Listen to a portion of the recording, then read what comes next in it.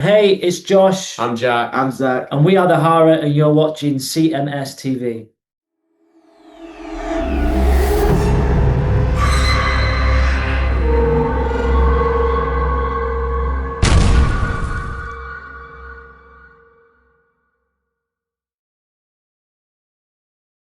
It is Dokken right here on your classic metal show with the lesser of two evils from the dysfunctional release.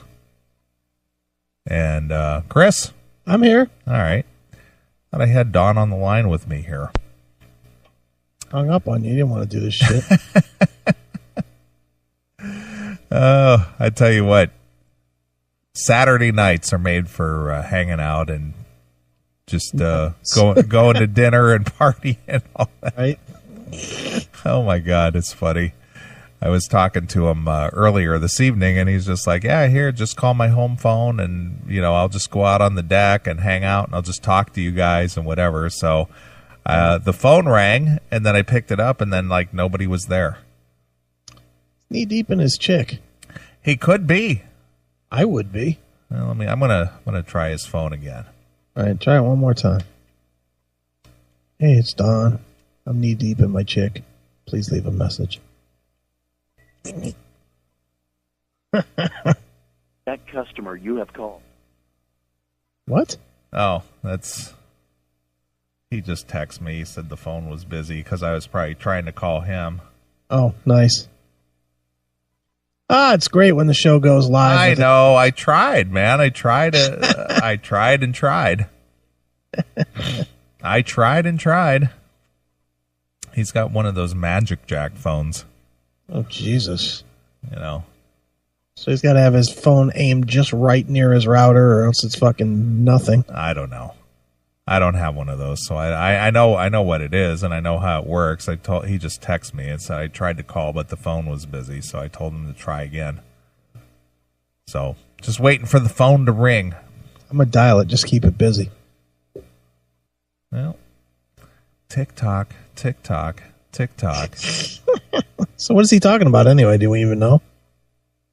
He says he's calling. No, he just said whatever we want to talk about. Oh, okay. So it's just a catch-up call. Yeah, because he's just been doing his thing and hanging out, and there he is. Right. Don, are you there? Now you're there. Oh, yeah, there. I'm calling and calling. It's busy. Well, I was calling you. That's why. Oh, that's probably a good reason. Yeah. Well, okay. Well, there you are. It's been a while since we had you on the show, Don, and as you know, we haven't really chatted much in the last few months, and I just wanted to get. No, I've been laying low, and just I'm doing these really, really important things like digging out and cleaning the fish pond. Nice. Well, I've heard that you've been sort of making some personal appearances. I guess you were out at the that premiere of Bob Nalbandian's Inside Metal this past Thursday. Yeah, it was fun. It was an interesting movie. I mean, obviously a lot of deja vu going on there, about back in the day and all that stuff. I mean, it was cool that someone would do a documentary not just about rock and roll, but a specific time when, like he says in the movie, Van Halen got signed, and we're like, okay, now we're all going to get a record deal. And that didn't happen. Then the Knack got, My Shrun was a hit, and then nobody got signed. You look at George Lynch's band, Exciter, which was kind of like Van Halen. I figured they were next in line, and when I got back from Germany, they changed the name to Exciter. They had a female singer, and they'd cut all their hair off, and were wearing sharkskin jackets, and they'd gone new wave. And I was like, you gotta be kidding me. Well, Don, when I was trying to get a hold of you here, and this is something I wanted to ask you about, because I don't think I've really spoken much to you about this, but we were playing something from Up From the Ashes, Give It Up. And how come you... Good song. Yeah, how come you don't perform anything from that, whether it's solo, doing some of your solo shows, like maybe... No, it's been a really hard thing, Wendell. A lot of the gigs we do now, it's not like if we're headline even, we got 3 or 4 bands under us, and they tell me, oh, if you just do an hour, and I'm like, an hour? How about, an hour 45? Or an hour and 15? and it's a quandary. I guess it's a good quandary. How do I mean, okay, let's put it this way. If I do give it up, I mean, I guess we're lucky, the fact that we can play, like, known songs in the last an hour, like Tooth and Nail, Just Got Lucky, Alone Again, Breaking the Chains, In My Dreams, It's Not Love, Two Out of Fly, which we love to play because it's a cool song, The Hunter, Kiss of Death, and I can just go on and on and on, and the show's over. So I keep telling the guys, I'm no offense to my own music, but I'm burnt on, like we talked about it. I'd like to do stuff from Broken Bones. We've been doing the song Broken Bones lately, but I'd like to do like stuff from Hell to Pay. I got a couple songs I like on that. Up from the Ashes was a killer album, even though it was solo. And Dysfunctional, I love Dysfunctional. It was a great album. And I like the one with Red Beach, man. I like the Race of Slate. There's a Race of Slate, like we did in our DVD. It was a killer song. Yeah, I just played Change the World. Oh, yeah, that was a bonus track, right, for Japan, I think. No, that was just one of the regular tracks, but in my opinion, that should have been like the lead-off hit single. You know, but obviously Mattis Hatter was the first track that was offered to the commercial radio outlets. I like Mattis Hatter, too, because it's heavy, and it's got those killer, I want the ordinary life. It's just kicking. But, it's a tough call. I mean, obviously, like I just got the call. I can't really talk about it too much, but it's been almost 4 years since I've gone out on what they call a major arena tour, and apparently they're putting a tour together right now with 4 bands. We'll be right under the headliner, and we're going to go out 20 to 30, maybe 20 to 40 shows starting in June. And I told them if I can do this tour, I told the band, you know, maybe the fans will be bummed, maybe they won't, but I said at some point, I'd like to do some songs maybe they don't know. You know, maybe we should turn them on to, like you said, Mattis Hatter, or I Can't Change the World, or Broken Bones, or something off of Hell to Pay, or, you know, like, I don't know, there's so many tracks to pick from, you know. Sure. But I just can't see us. I agree with the fans, and I say, I went and saw Dokken for the 50th time, and same song, same set, same everything. And I'm like, well, I'd love to change it, but I don't know how. Well, Don, do you ever just kind of just wing it and just not give a shit what anybody says? You know, just do it your way. Yeah, that when I think that's the time. Mick's the one that fought me on it. He likes to just go up there and do the hits and get out of there and grab a cocktail, and you know. And I go, nah, I'm not. I'm toast. You know, on some of these songs, 30 years. We have a lot of great songs. I respected Iron Maiden 3 years ago. I think they count the new album, and all they did was play the new album and the encore. They played like 4 of the biggest hits. Right, definitely. That was cool. Well, Don, when you look at those songs, I'm just curious. I'm curious if you'll actually give me the answer. Which songs do you hate to play? None of them. I don't hate any of them. Which ones would you wish you didn't have to play? Well, I mean, Breaking the Chains, I think, should be retired. It's the oldest song. It came out in 1981. It was over 30 years ago. I think it's time to let it go. Sure. But then again, when we play it, everybody in the audience sings, knows all the words, they sing all the choruses, and they love it. They go crazy when we sing it. So it's like, what do I do? You know, like these bands like Metallica. Now, no wonder Metallica does a 2.5-hour show. Right. Certainly, man. Well, Don, let's talk about what you've been doing for the past year. You know, the last time we really talked to you in like a real interview, we were talking about the potential Schenker project, which then was sort of off again, then on again, then it was mysterious. Where are you at with that? Is that indeed happening? Or are you going with a Dokken record or a Don Dokken record or what at this point? Well, we have a record deal on the table right now for Dokken. Of course, the record companies keep hitting me up for reunion, and that's not going to happen. You know, for the simple fact that Jeff is in Foreigner, and he's doing his cover band of Foreigner and stuff, and you know, and he's booked for like the next 2 years or something like that. Because, you know, Foreigner had like, 5, 6 #1 hits. I mean, even though there's no original members, people don't really care. I mean, Kelly Hansen sounds great, and they sound like Foreigner, and nobody really cares there's no original members. I mean, I think the guitar player shows up like one show every 20 or something. And so, he's busy. Hey metalheads, tired of waiting for new episodes? Crave the real raw classic metal show? For just $4.99 a month, you can become a CMS VIP. You get every episode a full week early, completely uncensored, and 100% commercial free. It's the only place to interact directly with the show, plus you score the Fast Pass, so your song requests get bumped straight to the head of the line on every live version. So what are you waiting for? Subscribe right now at classicmetalshow.locals.com and become a CMS VIP today. George, is doing all these kind of one-offs. Like, he seems to be doing like 5 records at once, I hear, or something like that. He did that one. It was a pretty cool song. It wasn't bad. It was with the guy from King's X. Yeah, KMX. KXL? Yeah. It was pretty cool. It was an alright song. It was a typical George Lynch kind of riff, and it charted well, and it went up the charts.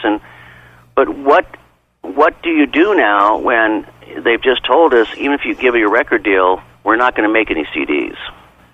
I'm like, what? They go, no, it'll go straight to like digital download. That's it. Right. Well, that's that. They've announced that no more. It's called physical. They're calling it physical music. No more physical music.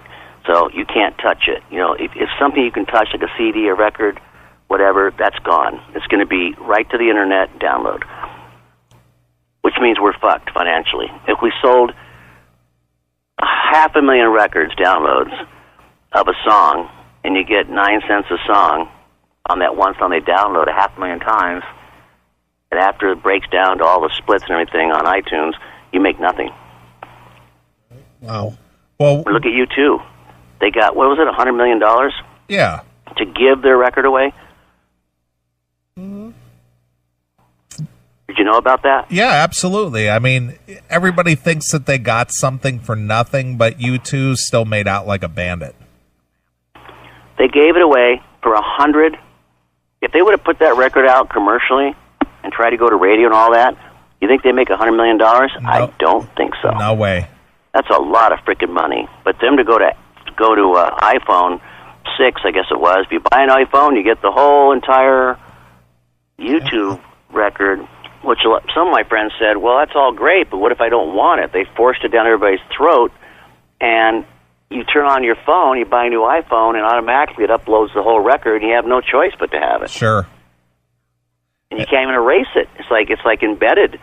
I mean, I won't say who, but somebody said, it was all right, a couple good, there's some good songs on it, but they said, I had no choice. Every time I go to my playlist, U2 starts immediately. They got it some kind of code and algorithm that when you turn on your iPhone and you go to any kind of your playlist, U2 pops up first. Right. But I don't think that, do I think that the U2's record helped them sell more phones? No.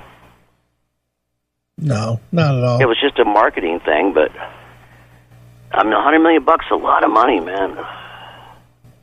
That is a lot of money. So when is your deal with iTunes? Are you going to be selling your next record through iPhone or Amazon or maybe get on the Android? You'll be the Android representative. Right, because I'm an iPhone guy, like my Android, but I wouldn't mind making a deal like that. I mean, the only record I got out there now for download is my Solitary, my mellow album with all the ballads, and it's never even been released, and that's up on download for Solitary, but that's about the only thing I put out that I did 5 years ago. I just stuck it out there and uploaded it to Amazon, I think. I don't know where in the hell it is. Just ask Chris, he would know. It's on Amazon. Yeah, well, I haven't seen any money. Well, so I don't know what's up with that. I don't know how many it's been loaded, how many people have bought it, and in case in point, if it sold 1 million or 1,000 or 100, I wouldn't know because I haven't seen any money. Right. So it's, what do we do with the Dokken record? We have an offer. It's kind of interesting. They want to do a record deal where we just do one song at a time and release it and upload it and do a video. Put the video on YouTube, try to get it on the European MTV-type channels, and like Fuse and all that, and just do one song at a time, which might be a good idea because there's all, if you write 4 or 5 songs and pick your very, very best inspired killer song and just put all your chips down on that one and just put out one song at a time, and the record company's willing to give you money to make a video, and then, you do it, let it run its course for 3 months, and then release another one and do another video. That might be the future. Well, I actually think that's a smart way of doing it, because when you did your greatest hits re-record and you had those, 3 songs on there, because I played the song Almost Over earlier tonight. It's almost over, yeah. Yeah, that is a fantastic song, and I think that would have been, that was kind of like the start of doing that, where you maybe do 2 or 3. Obviously your other 2 songs were covers, but right, but the Stop and all that, and Lies by the Knickerbockers, but yeah, I mean, maybe that's the way to go, and then promote one song at a time, run it up into the internet, promote that one song. Instead of trying to talk about 12 songs, just say, this is our new song. It's a brand new Dokken song, and we got a video. We're doing a video like we did for Empire, and put it out there, and then let it run its course. And then meanwhile, while it's doing that, we've got 2 or 3 songs waiting in the wings. We mix another one, pick the very, very best song out of a batch of 4, 5, 6, how many we write, video for that, and that way the longevity of the record, is 12 months. Right. Well, I know I've sent you links to the band Chicago when they were recording their last CD, and that's what they were doing. They were just releasing one song at a time, and then they released, I think, 4 or 5 songs all the way up to the release of the full album. And then they just sort of did like a YouTube thing where they showed the fans them recording different parts during their tour stops at different hotels. They would actually record, which I had to, hearken back to Unchained the Night, the video, where, there was a scene with Jeff and George recording in the hotel room with the little portable recording device. Yeah. I mean, you guys did that way ahead of the curve. Well, so I was thinking, I'm just like, like you said, maybe we should do like, here's the song, and here was the song, say an early version of it before it ended up what it is, and show the song in its process like Chicago did. And maybe that's interesting for fans, but I just don't know, because me, I'm an anti-media guy. The people that are making money now, the Nikki Sixxes of the world that have their radio shows and their podcasts and their merchandise companies and their everything. You know how I am. I'm just a very, chill person, very private, and the truth is, am I doing media every day and podcasts? Nope. I'm home, cleaning out my fish pond, trimming trees, and like right now, just before I called you, I'm walking my dog, and taking him out for a late night walk, and let him pee in all the trees he can find. I just really not into the whole media thing, and everybody says you got to be on Twitter and you got to be on Facebook, and I shut my Facebook down almost a year ago. There's some other Don Dokkens on Facebook, but they're not me. Nice. Well, Don, if you do, I don't know who they are. If you do go into that format where you release a song or two, through a 12-month cycle, doesn't that kind of then automatically put you into the media a lot more, to where instead of doing a week or 2 of interviews, now you got to do it for a whole year? Exactly, and that's what I think is maybe the go-to place is like, everybody still wants, a lot of the record companies that are left are still kind of old school, where they go, we'll put out a record, and they used to send me around the world, and you go to England, you go to Japan, you go to Germany, you go to Italy, you go to Prague, you end up in Paris, you do all, because, Europe, a lot of American people don't realize that Europe and Japan are still very, very magazine-based. They want interviews and photos, and they want to talk to you and ask you questions, and and then you do it, and then those magazines come out, 6 to 8 weeks later, album comes out, it sells what it sells, and then it's over. So you've got an 8-week run. Like a classic example is Lynch with that King's X band, whatever it was called. I can't remember what it was called. Yeah, KXM. KXM for King's X. But Korn. look, it came out. It charted like top 10 went to number 5 or something, and it went to number 1 or 2 in the charts. I was like, yay, great for George, awesome. And it ran its course, and it was doing great, and then about 2 weeks later, gone. Right. Well, which is... I don't mean dropping the chart. It went from, like, kicking ass, lots of interviews, everybody's talking about it, and gone. Well, which is So, why like which is why I think it's smart to spread it out over a 12-month period rather than give it all in one shot, and then it's there and then it's gone. That way, you stay in the media, all year round. I think it's a good way, and we're going to do it. John and I talked. The record company wants to do it. I said, look, instead of spending money on flying me around all over Timbuktu, why don't you spend the money on us doing a video every 3 months or 4 months? Right. And that way, as far as me, because I'm the producer and the writer and the main guy, I'm driving the ship. It's a lot of stress and pressure when the guys go, give you $150,000 or whatever it is, and they go, we need the record by June 1st, and I'm like, well, I only have 7 songs. I need 4 more, and I'm not happy with the 4 songs I've written. I think they're sub, because I'm picky, and I'm like, no, I don't believe in that. Well, you got 5 great songs. Okay, so the other 6 ones are not very good. It's good enough. I go, no. I want all the songs to be good, because once they're out there. I can't take it back. Right. I don't want anybody to say, well, there's a couple good songs on New Dokken album. The rest was shit, but, so I try, and you hear that, and I'm guilty of it too. I'm not going to name names, but I pick up people's new records and I go, wow, I heard the new song. It was killer, and saw the video. It was great. And so then I went out on Amazon, and I had to buy it, and I got the CD, and I put it on the song. It was great. And then about 3 tracks in, I'm like, what's all this fodder? What's all this nonsense? It's just like, what's all this filler? This is like 6 of the songs were like, look, they wrote them in 10 minutes and just didn't give a shit. Right. And I can't do that. I just can't do as an artist. Well, I agree with you, Don, and somebody who's been behind the board as well as behind the mic, I'm sure your ear is a little more in tune with what's going on, and you can kind of pick out the things that are just like, wow, that didn't take any time at all, or, because I'm the same way with, the radio thing.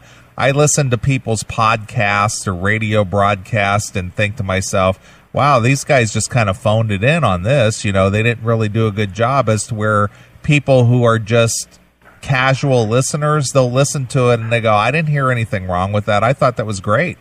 So do you think you're a little more critical than the average fan?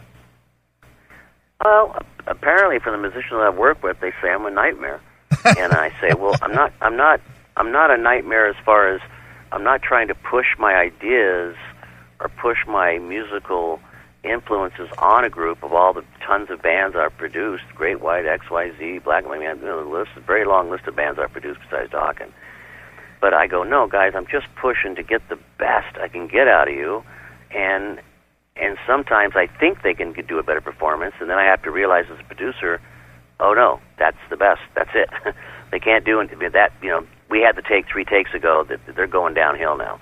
It's time to call in the dogs and just do the best we can. But I want it. My dilemma is sonically perfect means nothing. I mean, there's a, Black Flag proved that. Their album's not sonically great at all. They're rough and ready, and Pennywise and all those punk bands. It was all about attitude and the vibe. So, but my thing is, I like things that sound really killer and punching in your face, but I also want a killer vibe, and I want it sonically to be great. So it's hard to capture the moment. I've always said, to you, Wendell's like, look, In My Dreams, one of our most iconic songs, I wrote it in 10 minutes, scribbled it on the back of a magazine cover, sitting in Puerto Vallarta with a bunch of margaritas in me, and just cranked it out on my guitar, sitting on the beach. And it was done. It took 20 minutes. The whole song was done, written. Music, guitar, solo, bridge section, done. And then we get another song down the road where we labor over it for like 2 weeks for a 5-minute song. I'm like, are we trying to turn shit into ice cream here, boys? Maybe we should just abandon this song. Because that's what they do. It's like, well, we'll put more harmonies on it. We'll put a keyboard. We'll put a violin string section. we'll put monks chanting in the background. That'll fix it. You know, it's like if you don't have the bones, then you got nothing. But a lot of bands just, I know a lot of producers and a lot of bands are just dumping more and more, as you say, sugar on the track. But the essence of the track just isn't happening. And I try not to do that, and I'm sure I've done it. Sure. There's a million Dokken songs I can name to you that we wrote with the sense of mind, like we need to write a pop song, we need to write a hit that'll go on the radio, we need a catchy chorus. And we wrote a lot of those songs in Under Lock and Key and on Tooth and Nail. There's a couple songs on there that I thought, these are so vapid. They're such a bad attempt at, like that song, Just Don't Lie to Me. Right. Don't treat me like a fool. That was on my soul album. Just don't lie to me like the way you used to do with big giant harmonies. I'm like, it's cheesy, man. I look back at that song and I go, that was me trying to write a catchy quote on, you know, a Bon Jovi type pop hit. And I thought I shouldn't have done it, but I tried because I thought that's what people want. That's, you know, I'm trying to make a living here, you know. And I look back and I thought, I would never write a song like that now. It's just not happening. But bands like Bon Jovi, I mean, look at Bon Jovi. The guy is like one of the biggest bands in the world, and I think they put out about 2 or 3 records, I think, in the last 8 years. I wouldn't know. I never heard it. I never bought any of them, but I heard some of the songs, and I just thought, man, these are the same song they wrote 30 years ago. They just kind of changed the word and changed the chord. It's like it's like the exact same song they wrote. It's like Living in a Prayer turned inside out.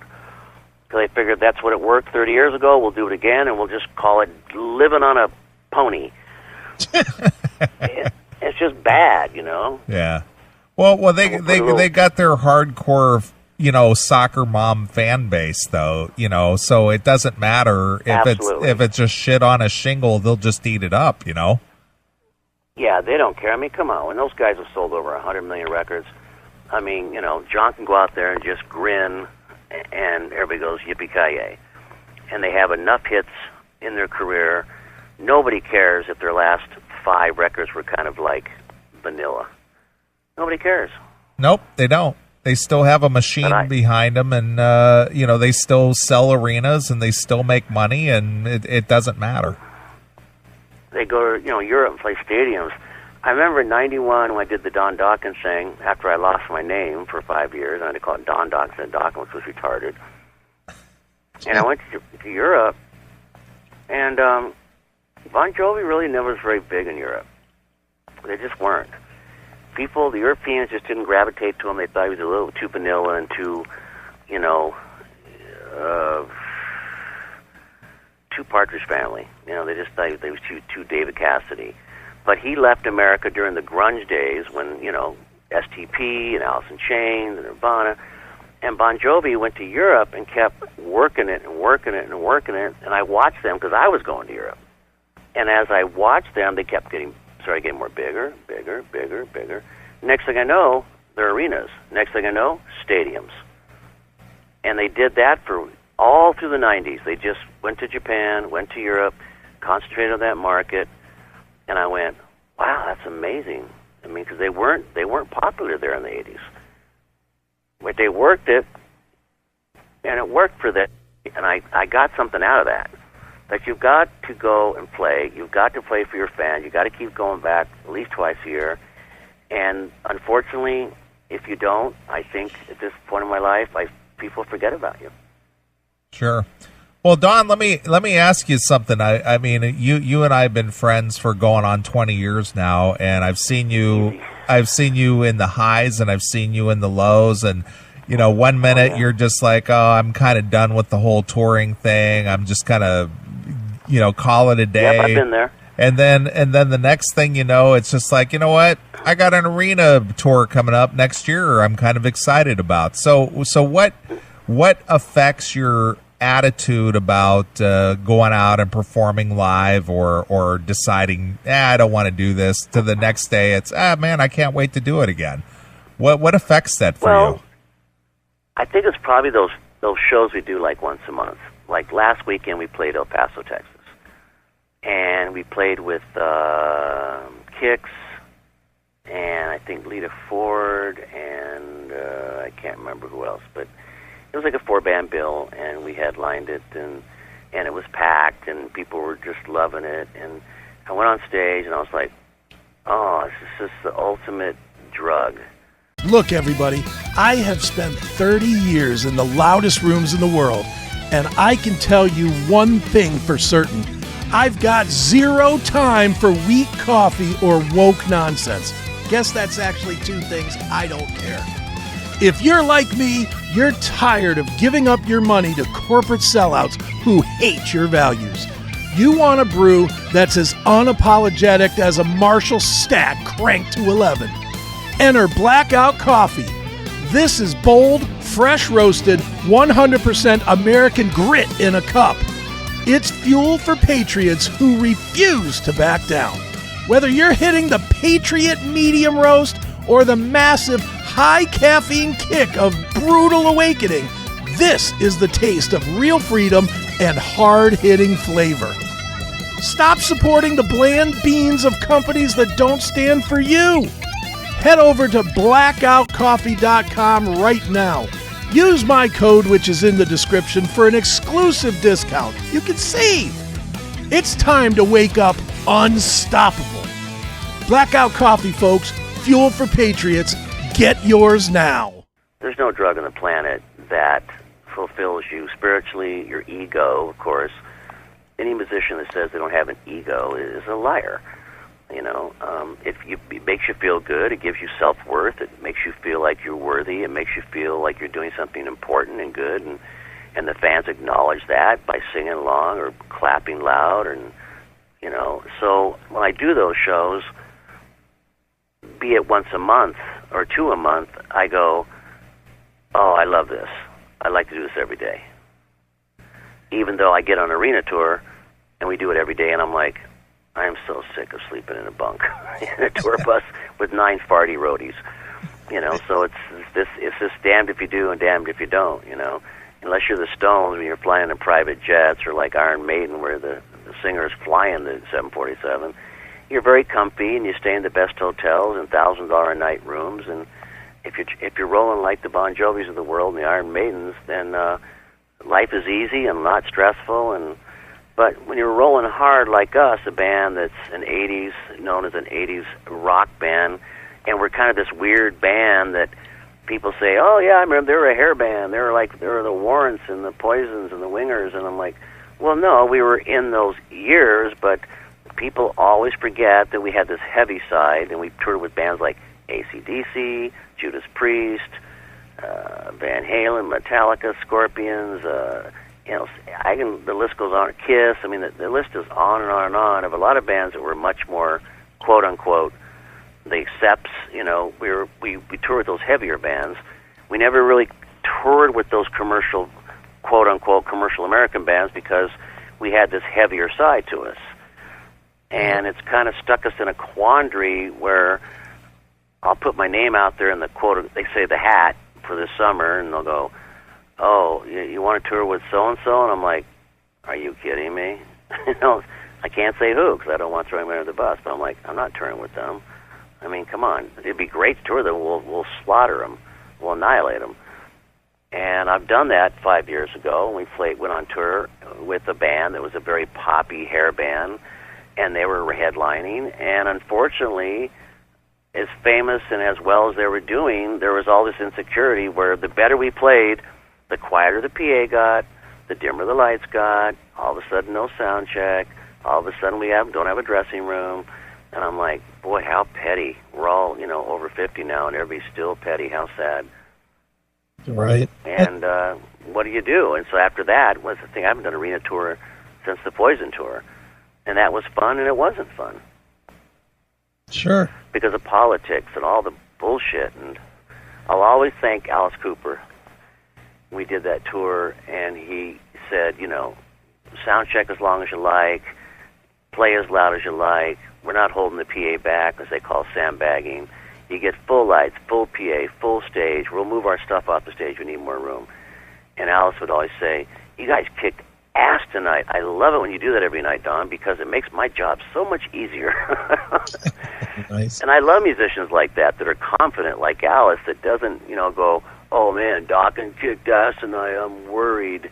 I love bands like that don't worry about that shit, and they let you go out there and do your job. I don't like to go on tour with bands that go, all right, Dokken's our special guest, and don't give them too much PA and lights because we don't want to get our butts kicked. Right. And I want to say to them, well, if you don't want your butt kicked, then step up to the plate and play better. Yeah, no, definitely, Don. Well, Don, why don't you give us an update on everybody else in the band? We've heard various health things about John, and it seems like every day is a different day with Mick, and haven't really Mick's heard much fine. about where Sean is. So what's going on with the rest of the guys? Well, what happened was, as I can say now, because I'm over it, 2 years ago, I had a tumor, and I had cancer. And that was a little bit of an eye-opener. And luckily I beat it. But I was pretty sick doing broken bones. I mean, I didn't do chemo, but I did radiation. It kicked the shit out of me. Watching that movie last night, what's it called? In Metal, I think? I don't remember the name. Inside Metal? Yeah, and they interviewed me like 3 years ago before they made this movie. It just came out, and I'm looking at myself, and I got this scruffy beard. I haven't shaved in 4 months. I look hard. I look burned out. I look tired and old. I'm like, man, I look like shit because I was going through radiation. I was not in good. I wasn't healthy. I put on 30 pounds. I was fat and bloated for radiation, and my voice sounded like crap. And it was just, I was toast. And I thought this was it. And then just when I started getting better, John's left hand went to sleep. I mean, he couldn't feel his hand. He couldn't move his fingers. I'm like, what the fuck's going on, John? And he had to go to a specialist, and they took out a rib, and they cut into his neck, and it was carotid. It was a very dangerous surgery, and they had to go in, and they had to cut him and cut all his muscle tissue. He had some very rare genetic thing where he had 2 extra ribs, like little tiny ribs. He's got the rib at the house, by the way. He kept it. It's like this little bone. He goes, here's my rib, man. And it's like in a jar or something. And so he couldn't play. So I'm like, okay, so great. So I can't sing. You can't play. We're fucked. What are we going to do? So we laid out for 2 years, but we still cranked out Broken Bones. But it was kind of like, when you're feeling good, John, come on over, and we'll work. And then sometimes he'd be feeling up to playing after the surgery, and I just had a radiation dose, and I'm like, I am in no mood to sit here and help you and produce your guitar tracks because all I want to do is go to sleep. I mean, it got so bad in the middle of that whole thing where I had to take a pee, and my bathroom was 5 feet from my bed, and I'd sit there and ponder over it about an hour, like, can I walk that far and walk back to the bed? I don't know. I think I'll just hold it a little longer. I mean, I had no energy, zero. I was slamming Red Bulls, coffee, anything I could do to try to keep my spirits up. And as you know, that's when I had to laugh. I told my doctor, I said, man, I'm really depressed. My career, I don't know what's going to happen. I need some medicine, some antidepressants. And my doctor goes, Don, you need a dog. I went, what kind of doctor are you? I just want a happy pill, man. Just give me those pills that people take that are so, give me the pill to make me happy. And he goes, you need a dog. And so because where I live, Wendell, I'm up in the hills. There's nobody around. My house, my house is very private and secluded, and I got Cody. And Cody was the bomb, man. I got Cody, and I love that dog, and it forced me to get up and take him for a walk and go out up in the mountains and take him for hikes and take him out to go to the bathroom, and I take him on stage with me, like on the internet. There's that thing when I brought him on stage during the acoustic show, and so he helped me, get my spirits up, and then I got well, and then John got well. And then unfortunately, like 8 months ago, John had the same problem with his hand, but on the other side. And I'm like, oh, man, this can't be happening. But he went to a doctor, and instead they said, we're going to give you physical therapy, and he just has to watch, his hand. He has to be careful. He can't carry heavy objects. And so he's playing great, but, John's an attorney. And if you only play 2 shows a month, it's kind of hard to make a living. Right. So he does his lawyer stuff. And then when we do get a tour, Mick's out on tour with Ted Nugent. So I'm like, shit, we're just damned if we do and damned if we don't. So luckily for us, I guess I can say now, is that as far as I know, Ted's not going on tour this summer. And Mick says, I want to go on tour in Dokken, you know? Sure. So let's go on tour. And I went, you want to go on tour? And he goes, yeah, man, let's get the fuck out of here. Let's go. So I called my agent, John Domagal, at ARM, and I said, okay, Mick's in, because I'm never doing what I did last time with the Poison tour. We went through 3 drummers on that. Yeah, you had Bobby Rock, and then you had the guy from Badlands, and that skinny guy with the that was from Enough's Enough. I can't remember who. The one guy was really good, actually, BJ, who played in BJ Zampa, House of Lords. Yeah, he was good. Yeah, he was really real good. Yeah, easy to get along with, and at that time, the bass player from House of Lords was playing with us. Chris Carvel. And he kept saying, yeah, and Chris was like, dude, you know, I can get this guy BJ, and I'm like, you know, I've taken the advice of all my roadies, and it didn't work out too good, because I'm hiring drummers that are supposed to be the shit, and they came on tour, and it wasn't that they were bad, they just didn't fit. They just weren't for Dokken, you know, they were the wrong guys. You know? Right. So he brought BJ out, and everything was hunky-dory, and we kind of regrouped, and Chris McCarville played great, and we finished the Poison tour, and that was it. But magic is magic, you know, and every time Mick could come and do a show, and like we do now, and when I play with Mick, I just go, it's Mick, you know?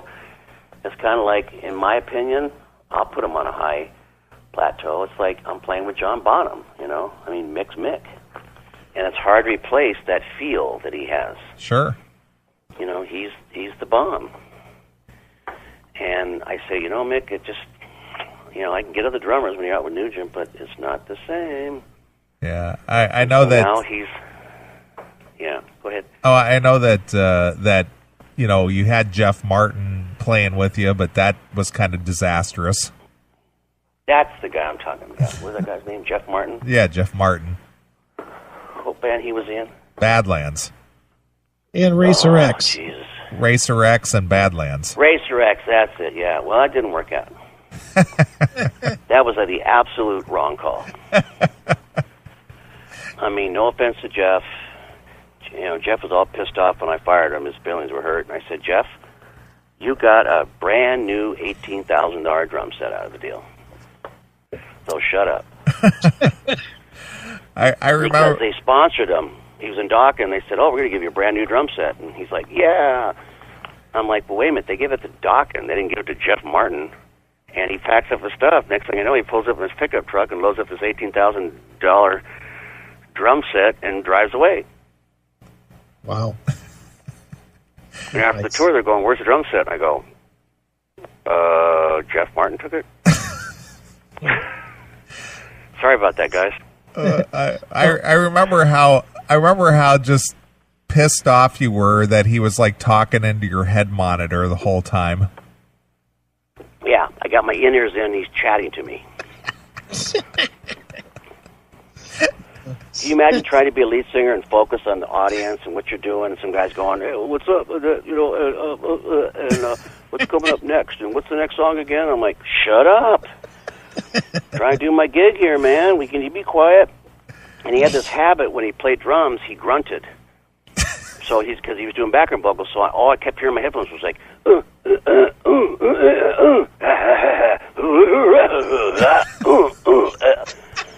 So I finally said, turn this fucking mic off. I'm going to fucking shoot myself. And didn't he go to Brett's people or go to Brett directly and ask him for like 20 tickets for a show one night or something like that for his friends and family? Oh, man, you don't hear about that. That was infamous. He didn't come to me. You know, he could have came to me and said, look, you know, it was his hometown, wherever that fuck that was, and he could have came to me and said, you know, my family's coming, and my uncles and my cousins and my this and my sister and all their friends, and I really need, you know, can I really pull like a lot of tickets tonight? And he could have came to me, but no, he goes right to Bret Michaels and goes, I need 20 tickets and all access passes for like 20 people. And what's Bret going to do? You know, Bret's a nice guy, and Bret's kind of like, no, I'll see what I can do. Right. So now I'm embarrassed because obviously I've lost control of my band. Because my band's going behind my back asking for 20 tickets. You fucking kidding me?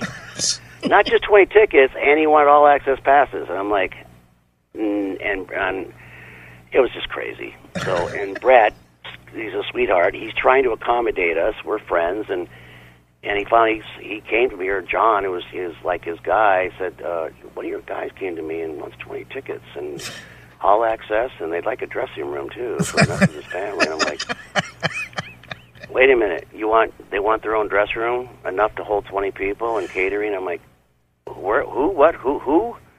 I'm thinking, oh shit, this is kind of a sad thing because I just he doesn't know yet, but I'm firing him tomorrow. So I felt bad for Bret that he got put on the spot. Of course, I said, Jeff, you can't do that, man. Band's called Dokken. You're an employee. You don't get fucking 20 tickets. Forget it. But that's the shit you go through. And but now Mick's playing. So Mick says he wants to go out in the summer and play with Dokken. Right. I said, you got to commit to this. If Ted calls you tomorrow, don't go there. And he says, no, I want to do Dokken. He loves playing with Ted. But he wants to do Dokken. I said, okay, we got half a Dokken. John's up for it. Sean, is doing acting and solo projects and other bands, and Sean's a very motivated guy and got a lot of stuff going on. But I need a bass player that wants to be in Dokken, not to be in Dokken to promote himself. If you understand. Sure. I'm like, Sean, like there was a time where I asked him to turn down because he was crushing everybody on stage at the bass volume. And I went over and asked him to turn down. He didn't. And then so I went over and turned the amp down. And he walked back the amp and turned it back up. Now, you don't do that in Dokken. You don't do that in any band. You do that in Whitesnake or Priest or anybody. If you do that as a hired gun and you go up and the lead singer tells you to turn down and he turns you down and then you turn yourself back up, you'd be in a bus. Take a slow Greyhound home. So that was kind of the last straw for that. And I understand, like Sean said, he was promoting himself, and I said, well, it's called Dokken, not McNabb. So Sean's a great guy. I love him to pieces. He's a good guy. We had, 5-6 years we played together. It was great. But I really felt that in Dokken, we were missing what we're famous for, and that's the harmonies. It's hard to replace Jeff Pilson. That is true. Jeff Pilson is a killer. Jeff Pilson's he plays with a pick, which I like. I don't like people that play with their fingers. Not the same. I like Peter Baltus type bass players. Play with a pick, and Sean doesn't, and so it did have a lot of attack. And I needed a really killer singer that was accomplished as a Jeff Pilson. And he was sorely missed, So I meet Mark Bowles, who's played with Ted Nugent, and played with, he did 4 albums with Yngwie Malmsteen and all that stuff. He's a great lead singer. But I didn't really ask him if he wanted to play in Dokken because I figured he's a lead singer and that's what he does. So we had a gig a couple months ago, and he was doing those acoustic shows with me, and he says, I play bass, and I said, well, let's play a show together and see how it goes. So we rehearsed with Mark on vocals and Mick and me, and it sounded amazing. And as you see on the internet, people go, fuck, I saw Dokken, the harmonies were awesome. Oh, that's cool. So I said, you want to be the bass player? He said, yep. I said, okay, you're in. Nice. So that's it. John, I have it wasn't like Sean was fired or anything. It's just Sean's got solo stuff going on, and I think he was doing some stuff with Sons of Anarchy, and he's got other projects going on and other groups he plays in. I just thought it's time to I need a bass player to say what I need to hear, and that was, I just want to be in Dokken. And that's what Mark said. I'm not trying to promote myself. I'm happy not to be the lead singer. I'm happy to back you up, and if you can't hit all those high notes you used to do when you were young, I can take care of that, So it's awesome. And he's a super nice guy. Sure. Well, obviously I hung out with you a year ago, April, when you did 3 shows in the Pittsburgh area, and, Mark was backing you up, and, his complimentary vocals are definitely something that the Dokken lineup is missing, and having Mark on board, I think that's a great move. Want to watch the classic metal show on your big screen instead of your phone or computer? Now you can with the Rumble app. The Rumble app is available on most smart TVs and streaming devices. Just download the app, open it, and search for Classic Metal Show. You'll instantly get access to all the latest episodes on demand. Plus, catch the entire live broadcast every Saturday night and watch exclusive live-streamed events as they happen. Download the Rumble app today, search for Classic Metal Show, and subscribe now. The Classic Metal Show. Metal. Talk. Streaming live and on demand.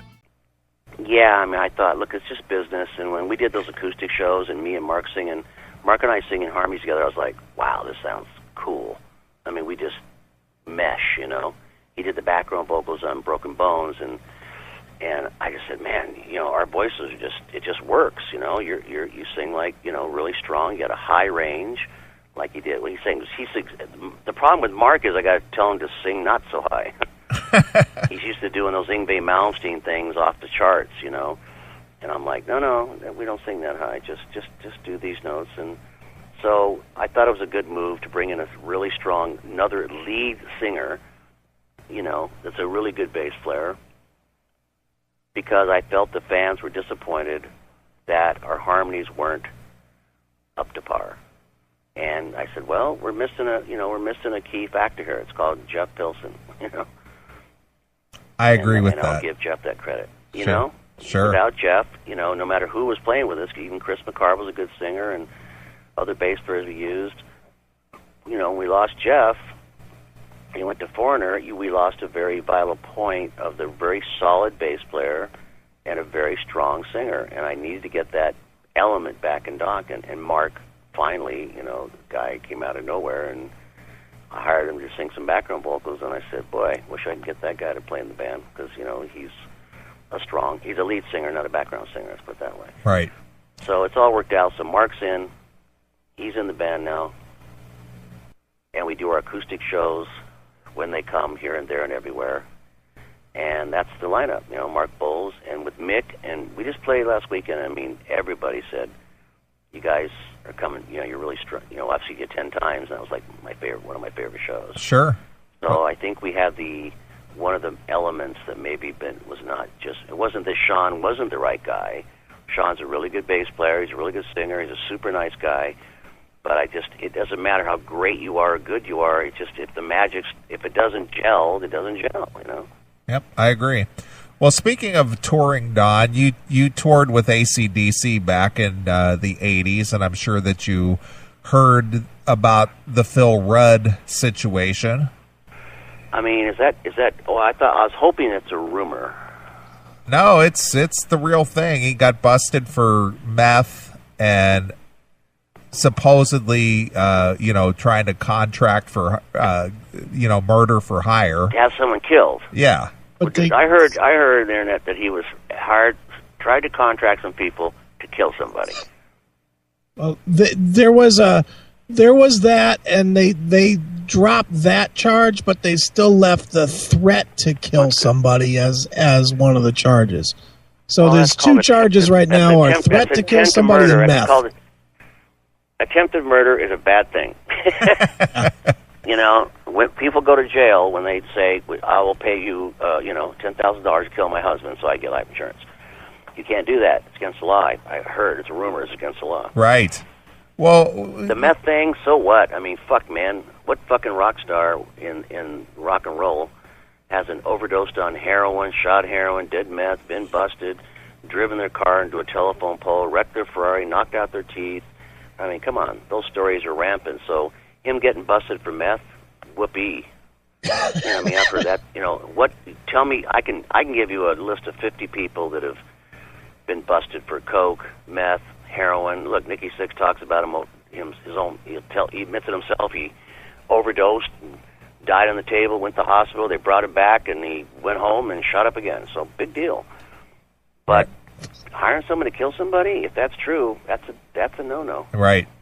Well, I got to get your take on this, Don, because, obviously you've been around in the business a long time, and you've known these people or know these people.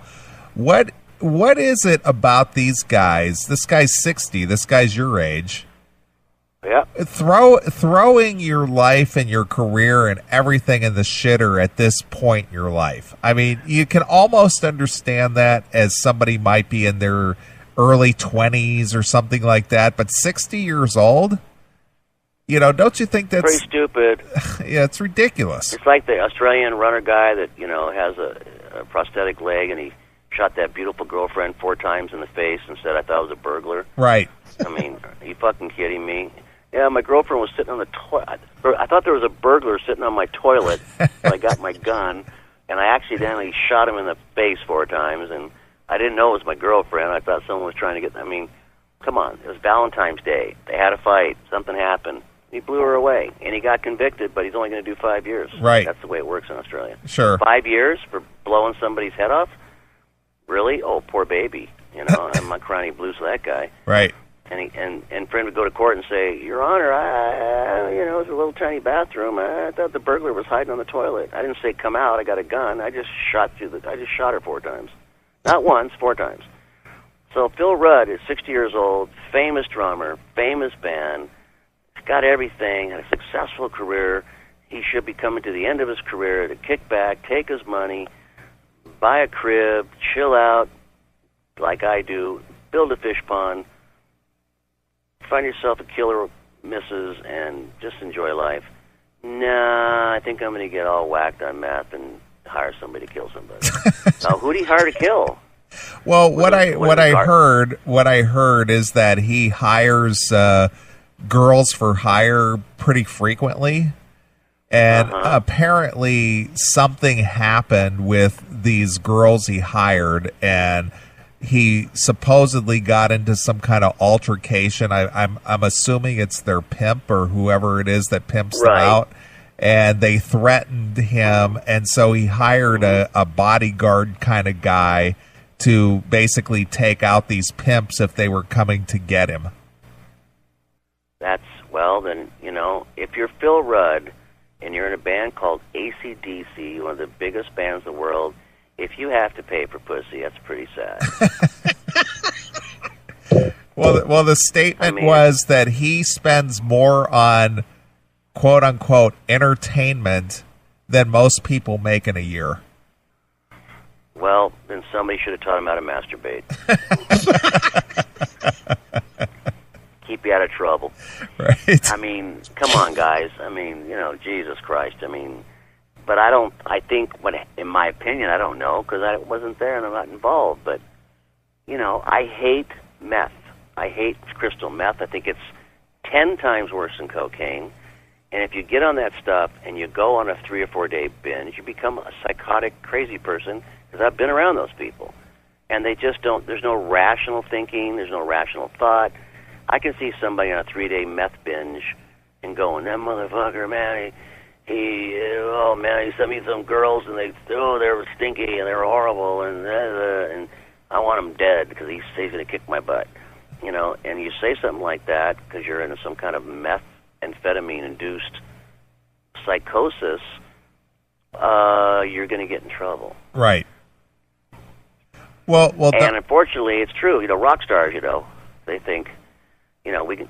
I've always said, if I throw a TV out a window in a hotel, then I go downstairs and I put my American Express down and I say I'm sorry, and I pay for the TV and I pay for him to repair the glass window, and then we get in the tour bus and go down the road.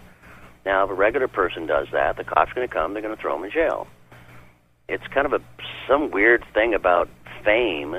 If you do stupidity things like that and throw a TV out the window, you don't get in trouble.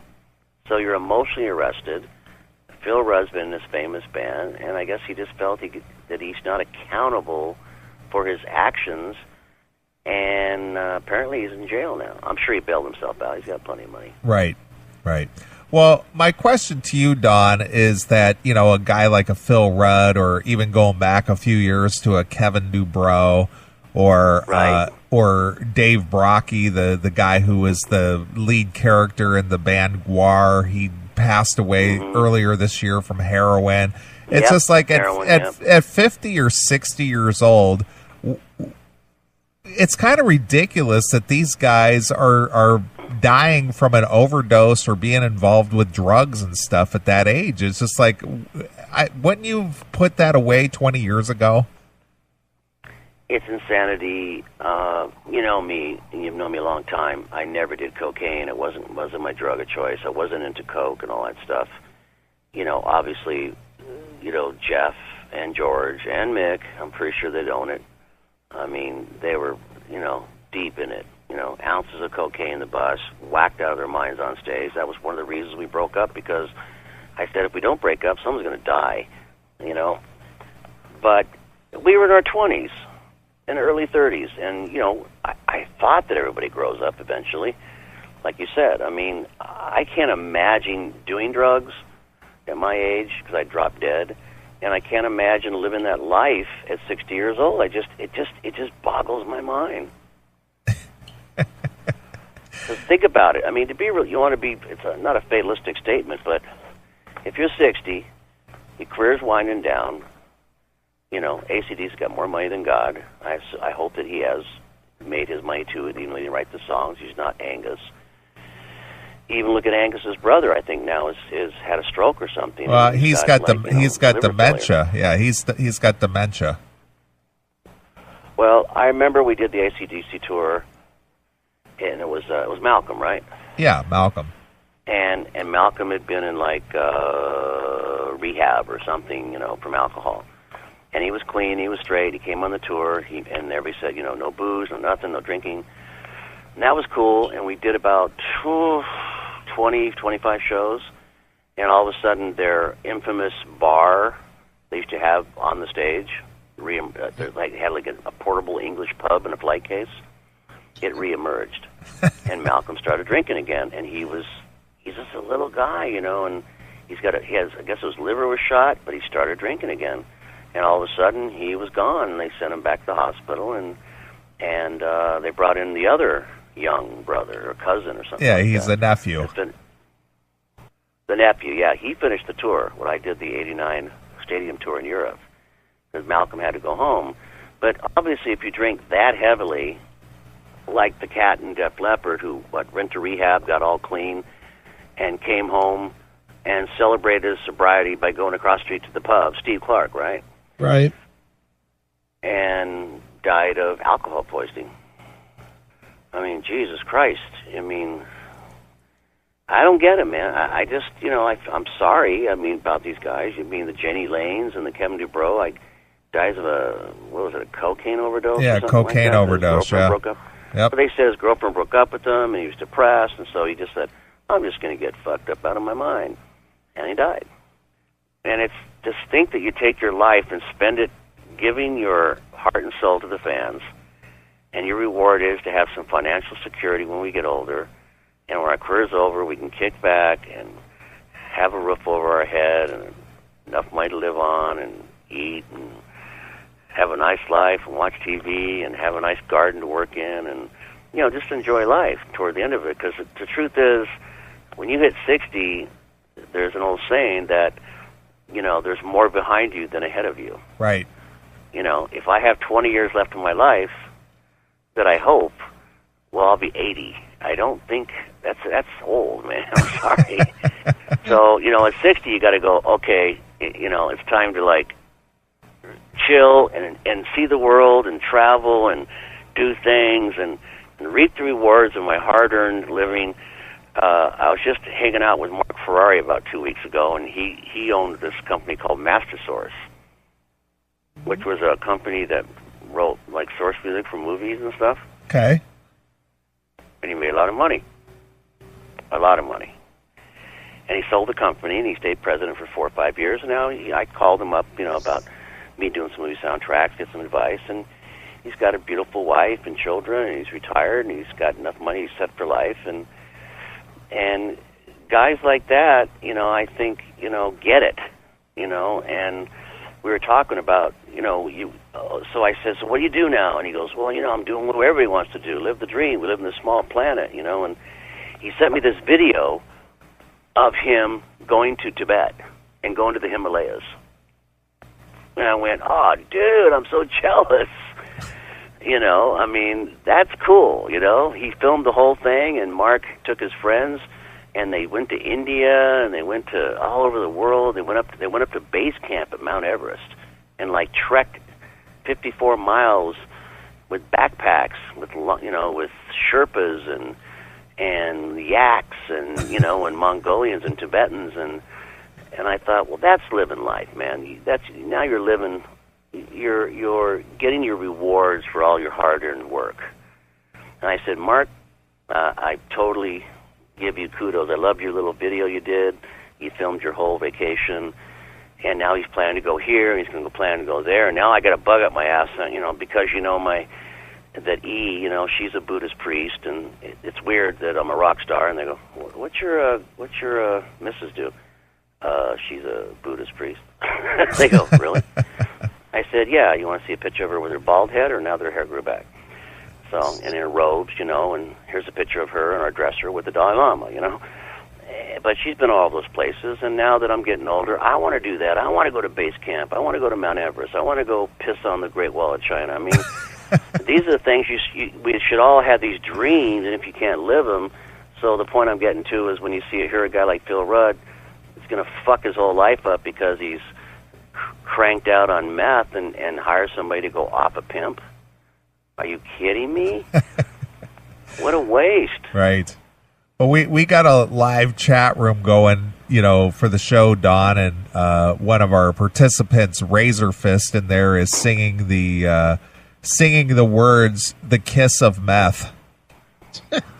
The kiss of meth, yeah. The kiss of meth. It's a terrible drug. Wendell, I have some friends who live in Hawaii, and you think of Hawaii of hippies and just chilling out, and it's a beautiful island.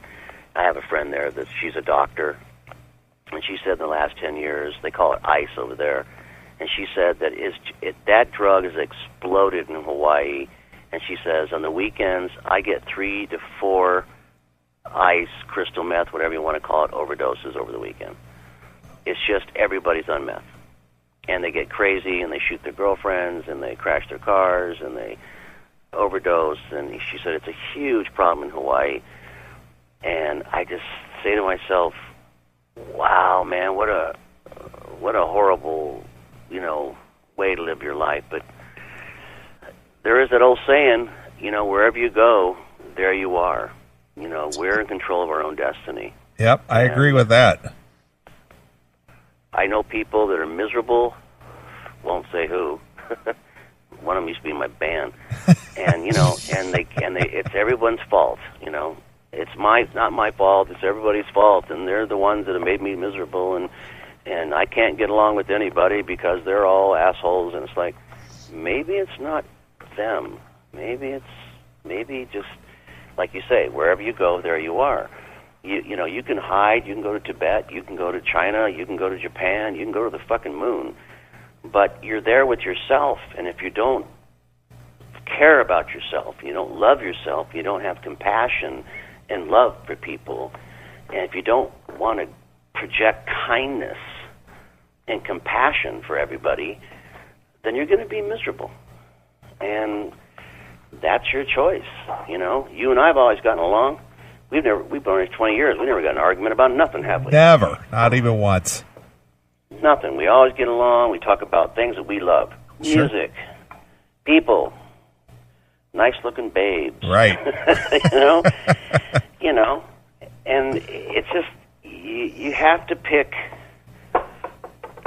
Someone told me once, if someone doesn't bring anything positive into your life, you probably shouldn't have them in your life. If you surround yourself with negative people, only negative things are going to happen. I'm pretty sure someone that's whacked on meth, I probably don't think that his friends were the most wonderful people. Sure. And we have to surround ourselves with good people, loving people, kind people, and I think that all trickles down to us. and makes us sleep well at night, and makes us feel good that we have people in our lives that are kind and loving, and they're our friends. But if you surround yourself with negative people and bitter people and drugged out people and fallen down drunk people, you're not going to have a very happy life. And I try to I've been writing a lot about this in my lyrics and my songs about, Looking for your daily dose of classic metal? Follow the Classic Metal Show on X at x.com/cmsrocks. Get the latest classic metal news, honest opinions, exclusive clips, and full episodes of the Classic Metal Show. Want to interact with the show? This is the place to do it. X is the one mainstream social media platform we actively focus on, making it the best way to connect directly with us. Follow now at x.com/cmsrocks and join the conversation. Just do it, man. You don't have to be rich. You don't have to be famous. You don't have to have $1 million. You don't have to have anything. You just be happy and be grateful. Maybe I had a revelation when I got sick, Well, this is nothing new for you, Don. I mean, we talked about this years ago before you got sick. This is really nothing new. Yeah. No. I mean, that's just the way I choose to live my life. And people, they think, do you go out to parties every night and go hang at the clubs and see the bands? No. When I see a band I want to see, I go. And I go out sometimes to socialize and stuff like that. But I'm very content to be sitting down in front of my console with my guitar and playing with great musicians. And if I meet somebody and I'm playing with them or working with them, like that drummer dude, that's just a pain, you get rid of it. It's like a bad tooth. Just pull it out. Nice. Well, Don, there's a girl who is like a diehard Dokken fan in our chat room. She goes by. Did I sleep with her? I don't think so. Okay, but she goes by the name of Angie Dokken in our chat room. So she is just dying for Don to acknowledge her. I know Angie Dokken. Yeah.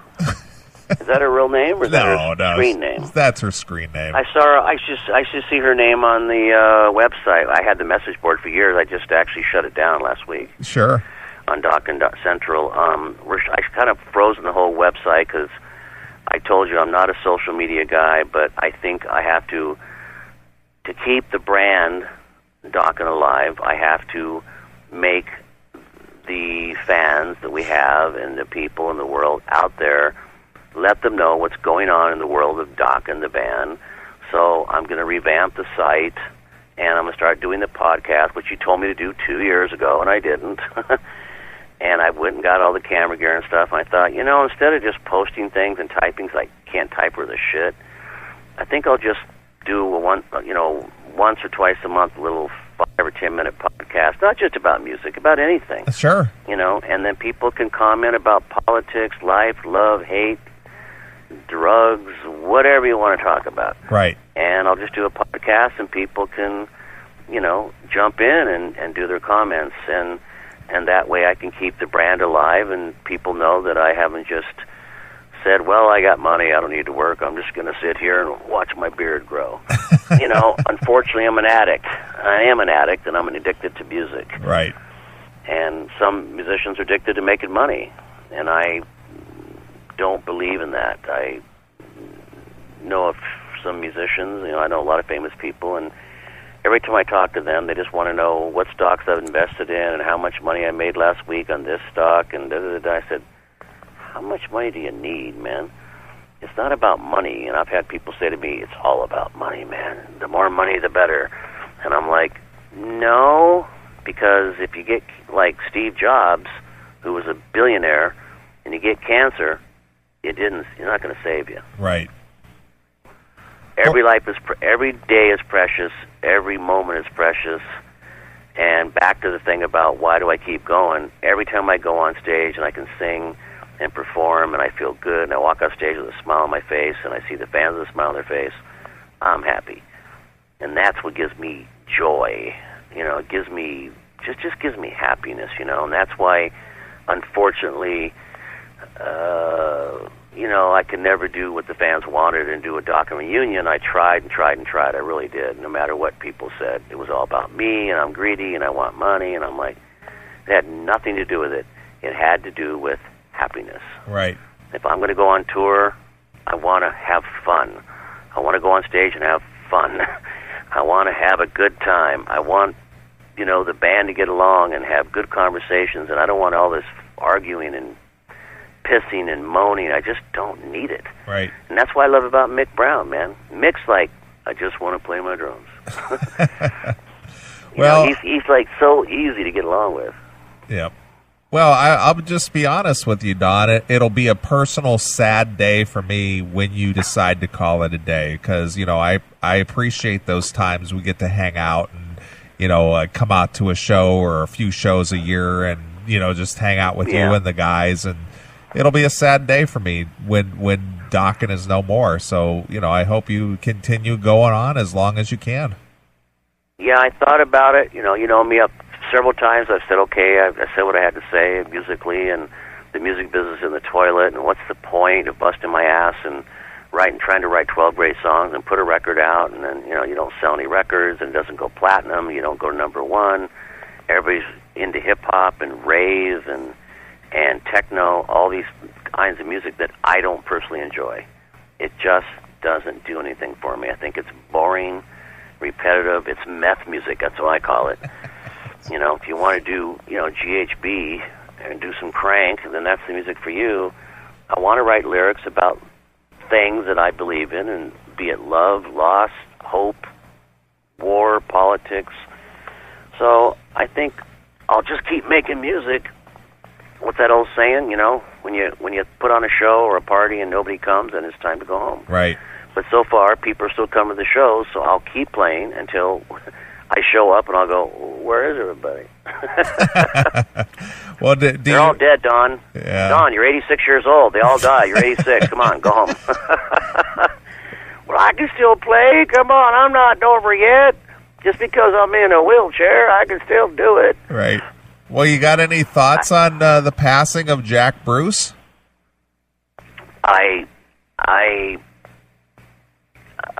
It hurts. It just hurts. But I don't know what he died from. I just knew he passed away. And I thought, well, there won't be no more of those little reunions. Right.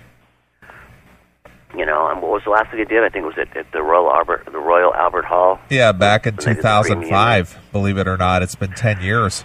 Whoa, really? Yeah. Holy shit. No offense, but I saw that documentary with Ginger Baker. I thought he'd be the one to go. Right. He was a heroin addict and a junkie, and he's living in Africa, and he seems pissed. There's a guy who's a great drummer, brilliant drummer, great guy with an iconic band. The whole movie's just pissed off, I was like, dude, you need to chill out and relax, Come on to my house. I think I got some Valium stashed somewhere. What is it? Beware of Mr. Baker or something like that? Yeah, beware of Mr. Baker. And then the guy that actually was making the movie on him showed up with his camera, and Ginger punched him. Chased him with his cane. He chased him. Yeah, he had a cane. He's like, come here. I took that camera in my face, and he just pissed. He just punched the guy right in the mouth. I was like, the guy goes, Ginger Baker just punched me. But I hope that Ginger's doing well.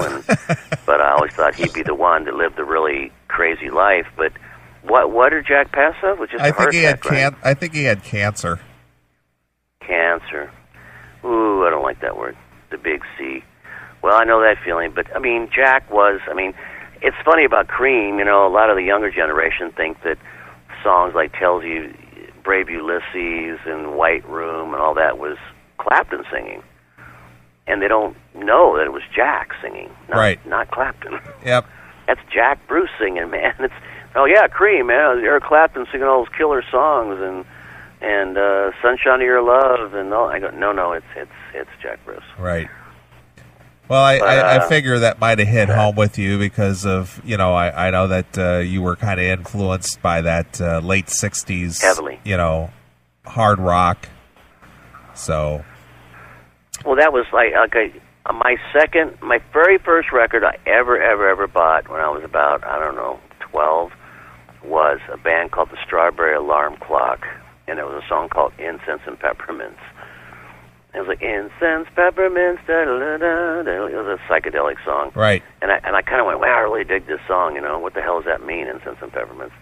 And then I remember going to a party. I was living in Lake Tahoe at the time, and I was a freshman in high school in Lake Tahoe, going to Truckee High School, and all it ever does up there is snow. There wasn't much to do.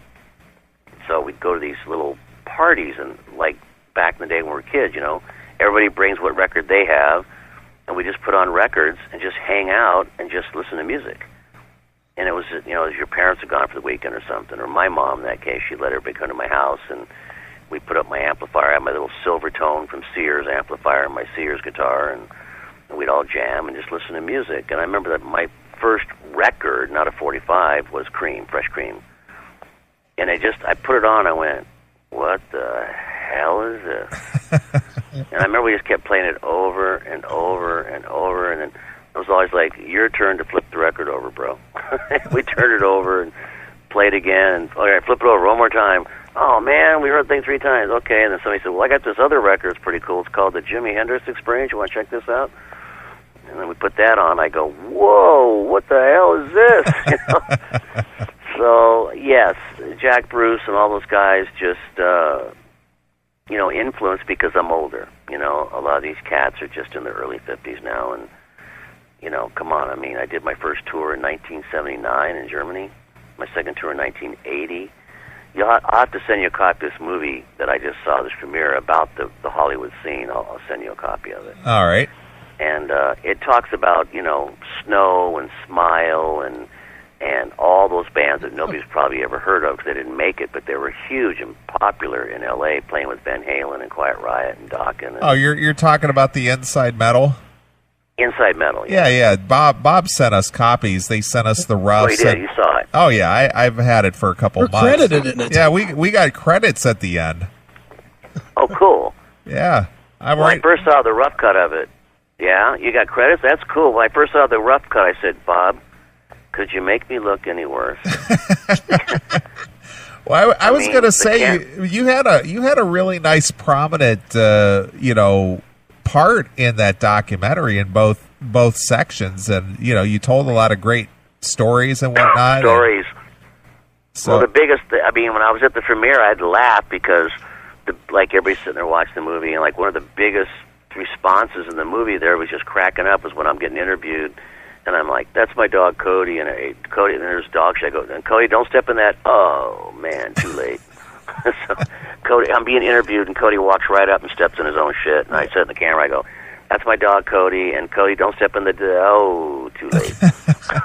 We started laughing. Well, also at the end of the credits of the part 1, you're out there jumping around with your dog. Oh yeah, I'm jumping around, and he looks like he's got springs for feet. Right. You know? He's such a big. People think, oh, he's a half poodle. I said, no, he's a golden retriever.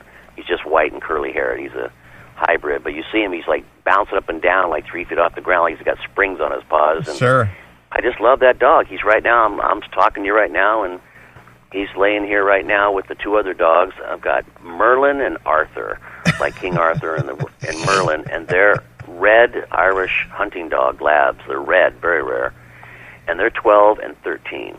So they got the white face and the white muzzles, and they're old. And Cody's jumped in, and they had these little beds in the living room, and they all sit there to sleep. All 3 of them sleep together. And these little beds are so funny because the only thing that changed after I met was she gave me a rule that I wasn't used to, and that was no dog in the bed. And I went, you better talk to Cody about that. I go, I'm not breaking the news to him. He's not going to take kindly to this no dog in the bed thing. So luckily, fortunately, the bedroom's upstairs. We have a door. We close it, but we got 6,000 square feet, so he's got plenty of room to run around. But you got to come down and visit us down here at the new house. I'm living down at the beach now. I got a new house down in Santa Monica, and we're living down and just living the dream, Nice. And I got my dogs, and Cody's the bomb. He's right now, actually, I'm looking at him, and he's supposed to be white, and he's kind of black because he jumped into the fish pond into the muck. And I was just little shit, man. I just got done washing him off, and he just jumped in the fish pond. He got excited because I was down there. We were digging out the muck, he and I, and he's black in mud. And I said, I'm just too tired to wash you off. So he's laying here. I don't know. He looks kind of weird. He looks like he's taking a mud bath. So tomorrow I'll wash him off. But yeah, he's cool, and everybody knows that animals, they say, makes you live longer, and I believe that. That's for sure. When I was going through my treatment after I took the tumor out, I was, you saw me. That I wasn't feeling very good. I wasn't really feeling good about music or career or going on. But when I saw the movie, I said, Bob, your camera guy was like 10 feet away. I mean, could he zoom in any tighter on my face? I mean, Jesus Christ, man. I look like this old wino. And I hadn't shaved in like 5 months, and I got the hair growing in my mouth and gray hairs, and I'm like, Jesus, thanks for the flattering shots. And he goes, well, it was the first time the guy's ever worked a camera. I said, wait a minute, you're making a movie and you picked a guy that doesn't know how to work a camera? Well, that wasn't real smart. But I wasn't real happy about the way I looked, but that's okay. I mean, it was funny. So you saw the movie. I did. I thought you came off okay. I enjoyed your stories. My stories, you know me, Mr. Blabbermouth. I got a million stories, but I looked at myself and I went, man, I look like shit. So it's okay, man. I'm okay with it. Yeah. So when's the book coming out, Don? When are you going to get on that book? I got 2 chapters written, and it looks like the way I'm going, I've got about 20 to go. Nice. I'm writing a book. My book, obviously, I've tried to read Aerosmith, Motley, all these other bands to kind of get a handle on what people want to read, but it seems like all people really love is to hear the dirt. That's why they call books the dirt. Right. And I just, what am I supposed to write a book about me and George not getting along? That's good for about 1 page. I don't really want to talk about George. George is a great guitar player. He'll go down in history as one of the greatest guitar players out there. He was the heir to the throne of Eddie Van Halen. He just lost his way, but after Dokken. But I don't want to talk about that. I don't want to talk about who was doing who did the most cocaine and who screwed the most girls, and it's just, to me, it's boring about overdosing, heroin, needles, hiring people to kill your pimp. I'm going to just try to tell the truth about my life, and how blessed I was that, at 5 years old, you're in an orphanage, and then at 7 years old, I'm thrust into the foster home system for 6 years, and then at 13, I went to be with my mom for a year and a half or 2, and then my dad a year and a half, and then I was kicked to the curb at 17. I've been on my own ever since, and like I always told you, I said, everybody said, Don, your chances of making it as a musician are about a 1 in a million. And I said, I know that, but it's that 1 I'm after. Sure. I mean, why not? I mean, why the fuck do people buy lottery tickets? Yep. Somebody's got to win, right? That's exactly right. And even if you don't win, it's kind of like that saying, I bought a lottery ticket and go, I got this lottery ticket, man, and if I won, what would I do? I would do this, and I would help. I'd buy all my friends' homes, and I donate meat to charity, and I'd go to cancer research, and I'd take a trip around the world, and I buy myself a killer 56 Chevy convertible Bel Air. I don't want a Ferrari. I'd want an old 56 Chevy or something. Sure. And I just, it's a dream. It's like you're not going to win, but for $1, you get to dream for a whole week. For $1, I like having that ticket so you can dream for a whole week. Right. And I got lucky. I feel my career was not about talent, per se. I mean, I really do. I'm not trying to be humble, but I think I had some talent genetically. My father's a musician. My mother was a musician. All my relatives on both sides of the family musician. My daughter's a classically trained pianist. It's in the genes, but I was at the right place at the right time, and there's a lot of luck involved when I got to go to Germany and sing the background vocals on Scorpions, and then I did the demo, and I got the deal, and it's old news. But I got lucky. I was at the right time at the right place, so when people say, how'd you make it, I say, I don't know, 40% talent, 60% luck, I don't know. You know, maybe. It was just your destiny. Well, if that's what it was, I am very, very, very grateful. I'm sitting here right now outside. I can hear the waterfall under my deck. I'm sitting out here in the yard looking at all my oak trees and hear the water cascading under my deck over the river. We have a big, huge river running through the property, and I'm like, it doesn't get any better than this. Nice. Well, before we let you go, Don, what direction are you going with the new Dokken record? I mean, does it... You know, I'm going to go heavy. Okay. And I mean heavy. Like you say, like songs like Maddest Hatter, maybe, or not really. Well, Change the World, that's a good, nice, really cool song, but I don't know what I'm going to write. I mean, because obviously that's a God thing. Inspiration is inspiration.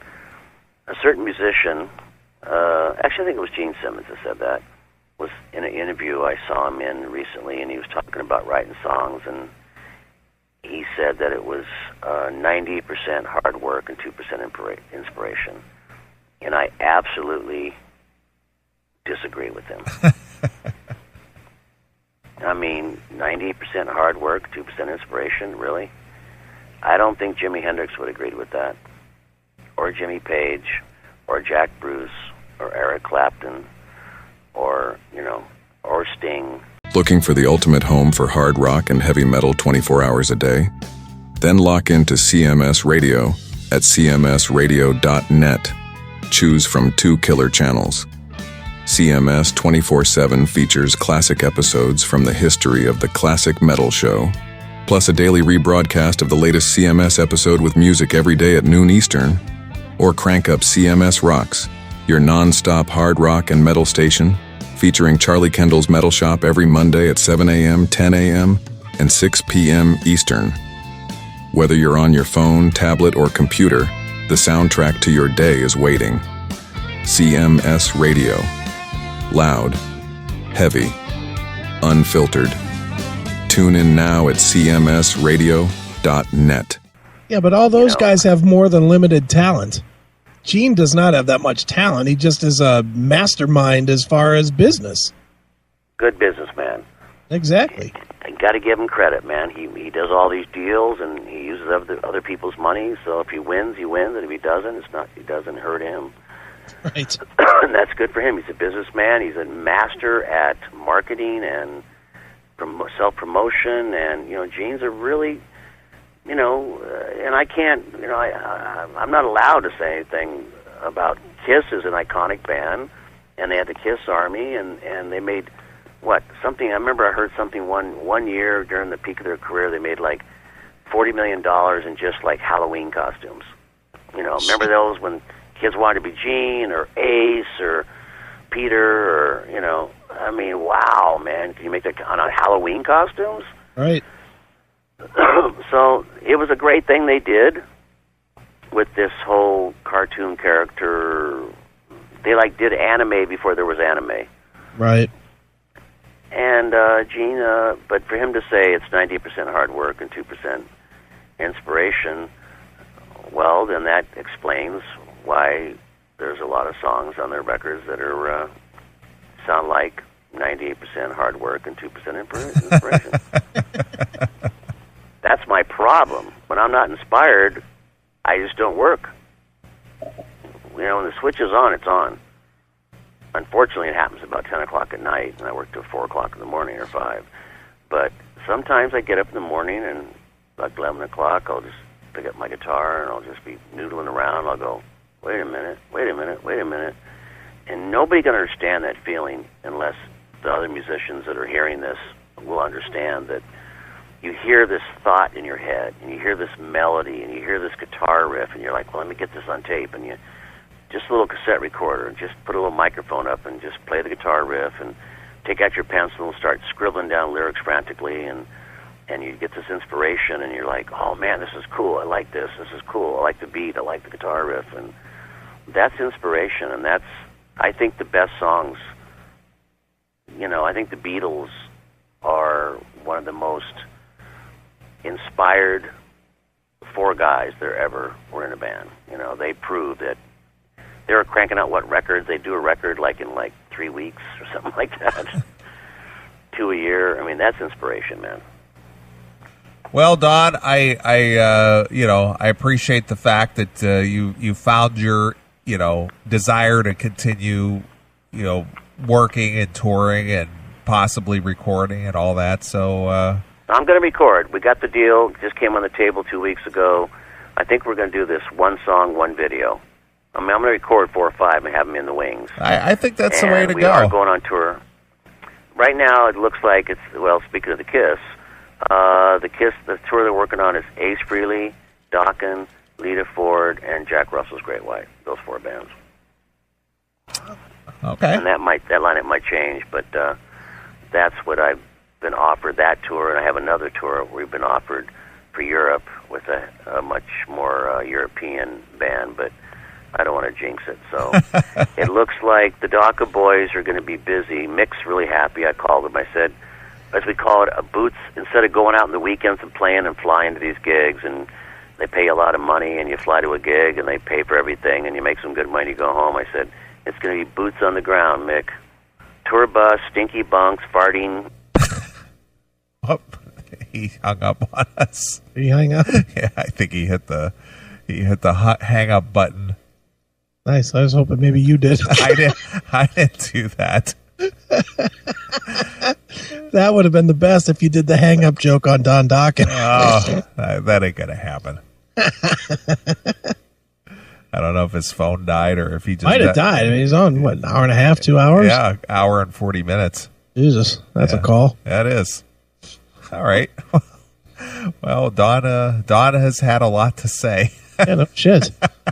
I told you he said he'd just come on and talk. It's all good with me. Yeah. Makes the podcast super easy tomorrow. Holy shit. Is that you, Don? Oh, we got cut off in the farting story. Did you hit the hang up by accident? No, I think I just I don't have a house phone anymore because they're just silly. Yeah. I'm a bit, if I want to do a commercial, I want to do it on Magic Jack. Magic Jack is $25 a year, and you can call anywhere in the world for free, and I just think it's the bomb. But the problem is, they have this thing they don't tell you about, that if you talk more than an hour, it automatically disconnects you. Well, you've been on an hour and 45 minutes, so it's lasted. My apologies. I'm going to go to bed and go climb in bed with my honey and pet my Merlin and Arthur and Cody goodnight and give them hugs and kisses, and I'm going to go to bed. And in the morning, I'm going to get up. It's supposed to be 80 degrees tomorrow, and we're going to take the Harley out, and the beach is 5 minutes from us, and we're going to get on Pacific Coast Highway and go riding. That's what I call a good day. I agree, Don. Well, Don, again, I appreciate you taking the time and hanging out with us and, just shooting the shit. Anytime, Wendell. You're one of my best friends, and you're a great guy, and I'm going to keep playing because I tried to stop. I tried just to chill, and I got bored. So I got to make some music. I got my studio up and running. It's a very unique studio. You'll probably see it in the podcast. Most studios are indoors, no windows and all that. But my studio is indoors and outdoors. The outdoor, where we record at and sing and play guitar, is outdoors. Nice. In a Buddhist garden full of plants and trees and curtains around it under my deck, and it's overlooking my estate and the river, and the only problem we got right now is trying to get the waterfall sound out of the microphone. So it's going to be an interesting way of recording. I think it's going to be very inspirational, but I do want to write, I've never done it before, I just want to write a heavy record. In your face, heavy, raw, minimal production, not big harmonies probably, just in your face, heavy.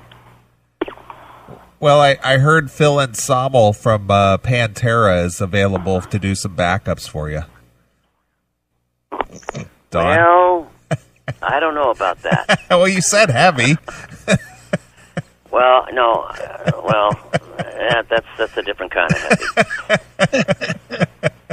That's I don't know what that's. It's so funny. There's so many terms now, right? It used to be rock, heavy rock. Then there was heavy metal. There was punk. Now there's thrash metal, dark metal, black metal, blue metal, green metal, right? Thrash metal, punk metal, sure. Punk melodic metal, melodic hard heavy metal, melodic death metal. I mean, Jesus Christ, there's just so many terms now. Right. But I think with Mark Bowles on board, it's going to be pretty cool. Good. Well, looking forward to it. Chris, Wendell, yes, sir. You guys take care. All right, Don. Well, I've got Broken Bones pulled up here, so let me end it with a track of your choice. Oh, I love that album. Actually, I'm very proud of it. Jesus, I don't remember the songs on it. We got Empire, Broken Bones, Best of Me, Blind, Waterfall, Victim of the Crime, Burning Tears, Today, For the Last Time. Burning Tears, Victim of the Crime. What do you like? Well, I like Victim of the Crime. I also like Fade Away. Even the more popular one, which was the bonus track, Can't Fight This Love. That's a very commercial song, but I really do like. Man, it's a hard call. You know, it's one of the records. I like all the songs on it. I really do. Even John said, he goes, "Man, I like all the songs on that record." Well, I can tell you that Chris absolutely hates Blind. I do not like Blind. Oh, but I'm blind. You don't like me whining? That's kind of what I told Levin, actually. I had to throw a whiner in there somewhere. How about the Victim of the Crime? All right, that works for me. All right, Don. Well, we'll be in touch. I can't wait to hear some of your new tunes. Hope you'll get out here where the sun shines 300 days of the year. So. Yeah. Well, I'd like that. All right. Well, we'll talk to you. We'll talk to you soon, Don. All right. God bless you both. Take care. Stay happy. All right. Thanks for hanging out. See ya. See you, man.